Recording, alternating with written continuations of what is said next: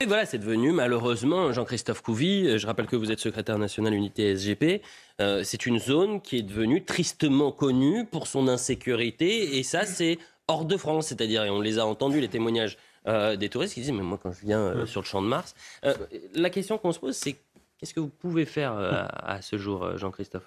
Alors, ce qu'on peut faire, c'est à hauteur d'homme qu'il faut voir ça. C'est-à-dire qu'effectivement, comme disait mon collègue, il n'y a pas assez d'effectifs. Et quand bien même il y aurait des effectifs, quand vous faites une interpellation sur une vente à la sauvette, quand vous interpellez la personne, il faut la ramener au poste pour faire la procédure, faire une saisie des objets qu'il vend, etc. Mais pendant que vous faites la procédure, il y a encore 50 personnes qui continuent à vendre les tours Eiffel. Et donc, il faudrait autant de policiers, j'allais dire, que de personnes interpellées pour faire les procédures. Donc, c'est toujours la course à l'échalote, quelque part. Voilà, c'est comme ça. Le Champ de Mars, en fait, c'est une convergence de vendeurs à la sauvette, de personnes qui viennent aussi de quartiers sensibles de la région parisienne, qui viennent des fois même pour dévaliser les vendeurs à la sauvette. Donc des fois, on assiste aussi à des batailles rangées. Il y a des batailles rangées entre les vendeurs à la sauvette parce que chacun a son secteur en fonction de son ethnie. C'est comme ça, c'est peut-être pas plaisir à entendre, mais c'est comme ça. Donc on se partage un petit peu le gâteau. Et puis voilà, c'est un business derrière. Il y a un business parce que les tours Eiffel, ils les achètent aussi dans des endroits, dans Paris, avec j'allais dire des prix très bas, et ils doivent les vendre parce qu'ils doivent rembourser aussi leurs billets. Souvent, c'est des gens qui sont venus illégalement et qui remboursent aussi leurs billets, j'allais dire, qui leur a permis de traverser la moitié du monde pour venir en France. Jean-Christophe, le profil des suspects, ou en tous les cas des personnes qui sont interpellées, c'est toujours difficile de savoir, mais on a souvent des témoignages en off de policiers, de forces de l'ordre, qui nous disent mais en fait on interpelle les mêmes. Oui. Sauf que parce que ce sont soit des mineurs isolés, soit parce que la justice, on est obligé de les renvoyer parce qu'il y a un problème dans le PV, etc. On va les retrouver 2 jours plus tard, une semaine plus tard. En fait, oui, alors le profil, oui, c'est toujours les mêmes. De toute façon, moi, ça fait depuis plus de 20 ans que je fais ce métier, et depuis 20 ans, c'est toujours les mêmes aussi. À l'époque, je faisais déjà ça, moi, sur Paris, les sécurisations de Tour Eiffel, Trocadéro, on l'a toujours fait, y compris l'été, les vendeurs à la sauvette a toujours existé. Et c'est vrai qu'on était un peu paralysé par ça, parce que quand on interpellait, en fait, alors on procédait à un procès verbal, c'est normal, on fait une saisie, et on ramène la personne devant un officier de police judiciaire, et on traite l'affaire. Et la personne, souvent, était en situation irrégulière sur le territoire français. Sauf que derrière, c'est encore tout le système qu'il faut traiter, à savoir le nombre de places dans les centres de rétention administratifs. Est-ce qu'on a le laissez-passer consulaire ? Est-ce qu'on a déjà aussi les places pour les avions, pour refaire partir, etc. Et donc, c'est tout ça qui s'embourbe. Et du coup, en fait, on les remet dehors parce qu'on peut pas traiter la masse, j'allais dire.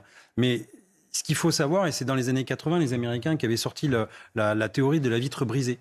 Et c'est les Parisiens, en fait, c'est ce qu'ils vivent. C'est-à-dire que la délinquance, avant de s'attaquer à la délinquance, il faut s'attaquer à l'insécurité du quotidien, il faut s'attaquer aux incivilités. Et à partir de là, quand vous dégradez un quartier, forcément, ça amène de la dégradation. Je vous ai dit 800 jours pour les Jeux Olympiques, Julien Pasquier, qui est très attentif. Il va falloir faire un peu de ménage. Dans l'heure des pros, c'est 500, même pas 800. Non, mais moi, la vision de la police, quand même, parce que quand on voit les gens qui représentent aussi, ce sont les députés, sont des législateurs, qui sont aussi là pour lever le débat. Et là, j'ai l'impression que l'Assemblée nationale, ça devient, vous savez, comme au MMA, c'est un octogone, c'est-à-dire qu'on n'a pas de règles, on se met les doigts dans les yeux, on s'insulte, on s'invective. Alors oui, il y a eu, c'était une agora, et il y a eu des grands noms, je suis d'accord, Victor Hugo, Clémenceau, Simone Veil, enfin des gens qui faisaient justement lever ce niveau. Et là, on est dans un niveau des fois de bouffitude, je suis désolé, mais c'est ras les pâquerettes. Et nous, policiers, on est policiers de la République. Et en fait, on nous demande, nous, on a un code de déontologie, on nous demande toujours d'être digne, de représenter la France dans nos actions. Et quand on voit des moments comme ça, mais franchement, on se demande si c'est pas le PMI. Jean-Christophe Couvi, il n'y a pas de grève demain, c'est une manifestation. Et beaucoup de forces de l'ordre seront présentes, et pour contrôler, évidemment, sécuriser les zones, mais aussi pour se mobiliser. Oui, bien sûr. Écoutez, alors moi, c'est vrai, à chaque fois, j'ai la double casquette. C'est-à-dire, je suis policier et je suis syndicaliste policier. Donc là, en tant que policier, j'allais dire, oui, mes collègues seront sur le terrain pour que justement tout se passe bien. Parce que c'est un droit constitutionnel de faire grève, d'aller défiler et de s'opposer à des réformes, encore une fois, en étant pacifique. Donc ça, oui, mes collègues seront présents.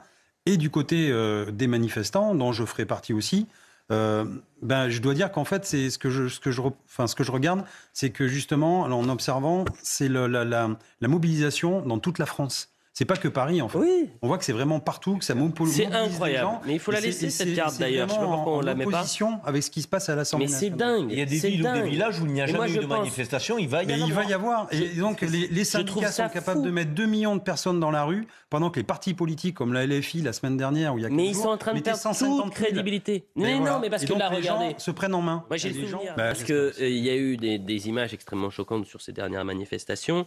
Et notamment, on était souvent revenu sur ce 19 janvier dernier, je pense qu'on va voir l'image. Un homme a jeté une planche en bois sur les forces de l'ordre. Il va attaquer une seconde fois les policiers.